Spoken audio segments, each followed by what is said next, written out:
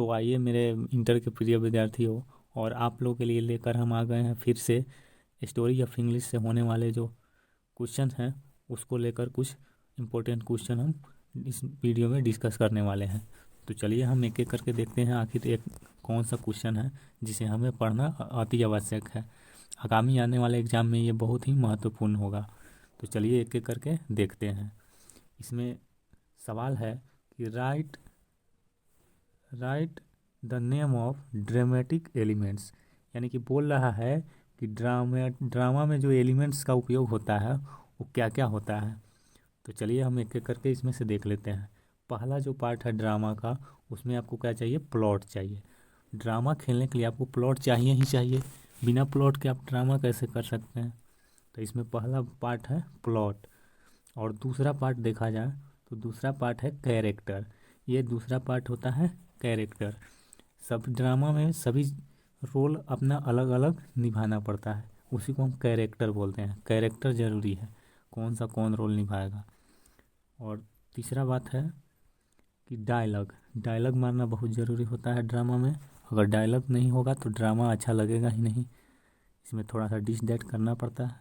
तो यही तीसरा है डायलॉग। डायलॉग मारना बहुत ज़रूरी है ड्रामा में। और चौथा बात है स्कैनिक इफेक्ट। आपको अगर स्कैनिक इफेक्ट नहीं होगा तो आपको पता कैसे लगेगा कि गुंडा कौन है, हीरो कौन है। इसलिए हमें सबसे ज़रूरी चीज़ होता है स्कैनिक इफेक्ट, कि गुंडा है तो गुंडे टाइप का लगना चाहिए, नायक है तो नायक हीरो टाइप का लगना चाहिए। इसी को हम स्कैनिक इफेक्ट कहते हैं। और पांचवा बात है म्यूजिक। आखिर आप लोग जानते ही हैं कि बिना म्यूजिक के कोनो चीज़ में मज़ा नहीं आता है, इसलिए ड्रामा में भी म्यूजिक होना बहुत ज़रूरी होता है।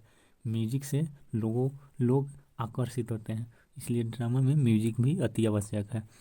और लास्ट जो है वो है गेस्चर ये सब होना चाहिए, तभी तो हमें ड्रामा का एलिमेंट्स का पता चलेगा कि ड्रामा किस तरह खेला जाता है। अब चलिए इसमें अब देखते हैं अगले सवाल को। अगला सवाल क्या है? अगला सवाल है कि right the name of 3 modern English novelist. Right the name of 3 modern English novelist, यानी कि मॉडर्न इंग्लिश में जो नॉवेलिस्ट है उनका नाम बताना है, यानी कि उपन्यासकार कौन कौन है नए में। तो इसमें पहला नाम है जो ई एम फॉरेस्टर का नाम है, ये बहुत चर्चित आदमी थे ई एम फॉरेस्टर। ये मॉडर्न इंग्लिश नॉवेलिस्ट कहलाते हैं। तो पहला हो जाएगा ई एम फॉरेस्टर। उसके बाद है दूसरा नंबर जिनका नाम है हेनरी जेम्स। ये दूसरे नंबर पर है हेनरी जेम्स, ये भी बहुत चर्चित है, ये भी नॉवेलिस्ट माने जाते हैं मॉडर्न इंग्लिश का। और तीसरा जो है वो है पॉर्लेस बॉक। पॉर्लेस बॉक भी महान में से एक है जो इंग्लिश नॉवेलिस्ट के नाम में ये भी शामिल है। तो इसका आंसर ये हो जाएगा। चलिए अगला सवाल देखते हैं। अगला सवाल है क्या? तो अगला सवाल बोल रहा है कि right the name of 3 modern poet.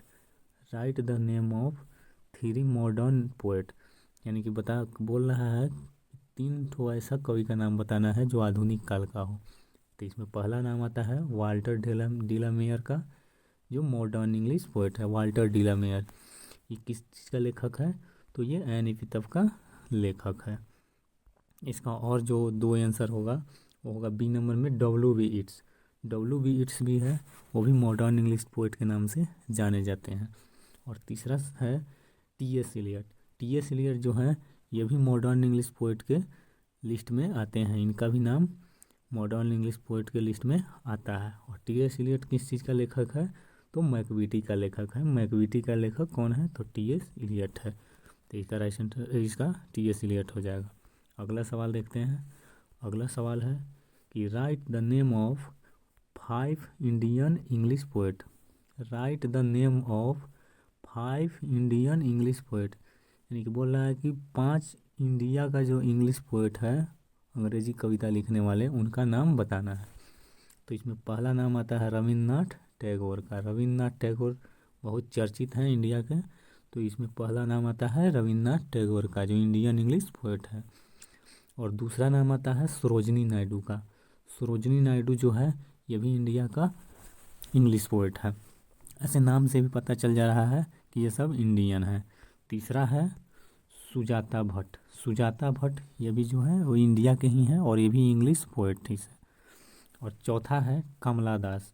कमला दास को आप लोग पहले से भी पढ़े हैं इनका नाम, कि माई ग्रैंड मदर हाउस का लेखक कौन है, तो कमला दास है। माई ग्रैंड मदर हाउस का लेखक कमला दास है। तो ये इंडियन इंग्लिश पोएट है, इंग्लिश का कविता लिखती है। और पांचवा है ई नंबर तबीस खैर। तबीस खैर जो है ये भी इंडिया के इंग्लिश पोएट हैं, अंग्रेजी कविता लिखते हैं। तो चलिए आगे देखते हैं क्या है। आगे है कि right the name of 5 Indian novelist. अब बताना है कि नाम बताना है किसका, तो 5 इंडियन नॉवेलिस्ट। इंडियन का इंडियन होना चाहिए और वो उपन्यास लिखा होना चाहिए। तो इसमें चलिए इसमें नाम देख लेते हैं किनका किनका नाम आता है। तो इसमें पहला नाम आता है मुल्क राजानंद का। मुल्क राजानंद जो है वो इंडियन इंग्लिश नॉवेलिस्ट है।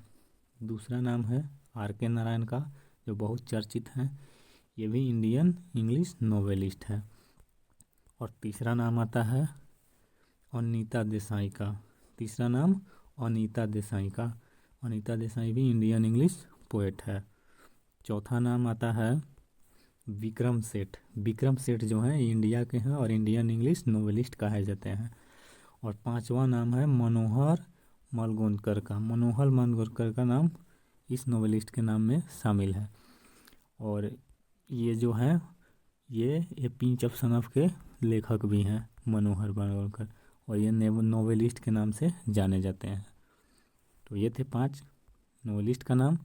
चलिए आज के लिए इतना ही, बस फिर मिलेंगे अगले वीडियो में।